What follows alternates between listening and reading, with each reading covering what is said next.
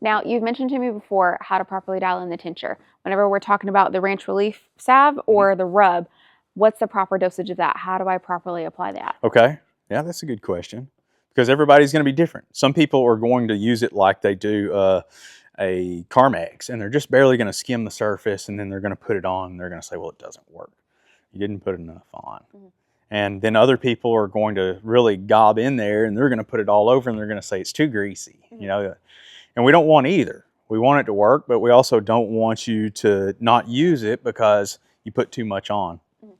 I say for the area of the size of an elbow, use what would be like the size of a pencil eraser. Okay.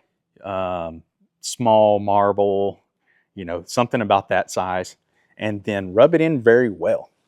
You know, you're going to want to get it worked in. Also, massage the muscle a little bit. That's going to help during the application.